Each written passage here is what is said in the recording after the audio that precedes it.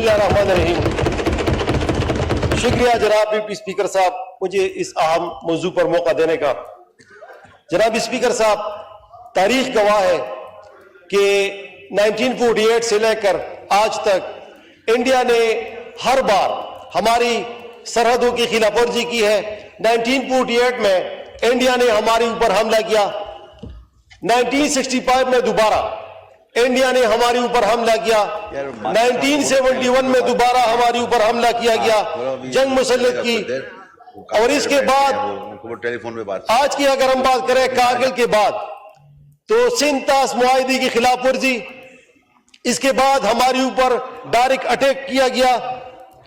جناب اسپیکر، اور ہمارا جواب اس طرف سے یہ آتا ہے کہ ہماری امن کی خواہش کو کمزوری نہ سمجھا جائے. میرا یہ موقف ہے جناب اسپیکر صاحب کہ وہ ہماری امن کی خواہش کو کمزوری سمجھ رہے ہیں، بلکہ کمزوری نہیں، وہ بغیرتی سمجھ رہے ہیں ہماری امن کی خواہش کو.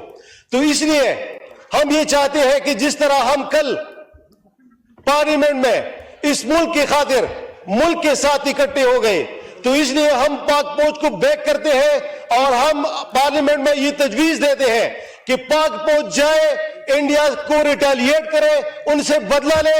جس طرح عمران خان نے کہا تھا کہ ہم بدلے کا سوچیں گے نہیں، ہم بدلہ لیں گے، اور سینہ تان کر کہا تھا. یہاں پہ کل جب پرائم منسٹر صاحب یہاں پہ تقریر کر رہے تھے تو خدا کی قسم اس کی شکل دیکھنے کے لائق نہیں تھی. اس کا چہرہ زرد تھا، جیسے یوں لگ رہا تھا کہ ویسے وہ بیک فٹ پہ کھیل رہا ہے. جناب اسپیکر، اگر اس کی جگہ کل عمران خان ہوتا تو وہ سینہ تان کر جواب دیتا. جناب اسپیکر صاحب، میرے فاضل دوست نے یہاں پہ تقریر کی کہ کل آپ نے حکومت کا ساتھ دیا. میں اپنی طرف سے، اپنی پارٹی کی طرف سے یہ وضاحت دینا چاہتے ہیں کہ ہم اس حکومت کو کل بھی نہیں مانتے تھے اور آج بھی نہیں مانتے تھے. ہم نے صرف ملک کا ساتھ دیا ہے، ملک کی دفاع کا ساتھ دیا ہے. ہم کل بھی اس کو 47 کی حکومت سمجھتے تھے اور آج بھی سمجھتے ہیں. جناب اسپیکر صاحب، اس ملک میں یکجہتی کی باتیں ہو رہی ہے. اگر اس ملک میں آپ واقعی یکجہتی چاہتے ہیں تو اس شخص کو آپ نے یہاں پہ بٹھانا ہوگا جس کے پاس ملک کی 70% ووٹ ہے، جس کے پاس سب سے بڑی پاپولیرٹی ہے. اور میں یہ بات بھی واضح کرنا چاہتا ہوں کہ عمران خان کو کوئی ضرورت نہیں ہے اس ملک کی پرائم منسٹر بننے کا. اس ملک کو ضرورت ہے کہ عمران خان اس ملک کا وزیر اعظم بنے. اس قوم کو ضرورت ہے کہ عمران خان اس ملک کا وزیر اعظم بنے. شکریہ. کھولیں مائک، اسپیکر صاحب کنکلوڈ تو کریں پلیز. اس سے ایک دن پہلے ہمارے سارے پارلیمنٹیرین اڈیالہ کے سامنے موجود تھے اور پنجاب پولیس نے ہمارے اوپر حملہ کیا. ہمارے پروینشل منسٹر سہیل اپریدی، مینا خان، ہمارے ایم این اے صاحب یہاں پر موجود ہے، شاہد، اس کے کپڑے پاڑ دیے گئے. ہمارے کاکڑ صاحب ایڈوکیٹ، ہمارے ڈوگر صاحب پہ حملہ کیا گیا. اس کے باوجود ملک کے خاطر شاہد کھڑک کے اوپر حملہ کیا گیا.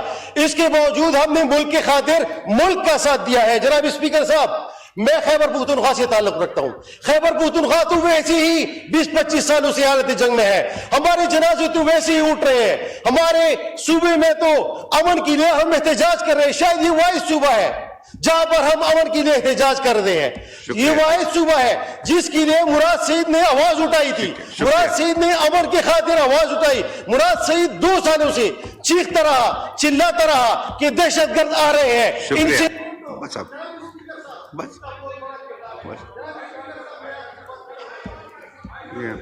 مائک کھولیں. آخری بات کریں. آخری بات کرنے لگا ہوں جناب اسپیکر صاحب. یہ رافیل طیاروں کی میں بات کرتا ہوں. یہ رافیل جو انہوں نے نام رکھا ہے، شاید یہ بھی انڈیا کی اپنی ایک سازش ہے جو انہوں نے اپنے خلاف رکھی ہے. را کا مطلب ہے انڈین اسپائی ایجنسی، فیل کا مطلب ہے ناکام. انہوں نے خود ہی یہ نام رکھا ہے کہ رافیل ناکام. تو وہ اگر ان کو جہاز چلانا نہیں آتا تو اس میں ہمارا کیا قصور ہے؟ شکریہ. میں پاکستانی بس اب وائنڈ اپ کریں نا. سر وائنڈ اپ ہی کر رہا ہوں.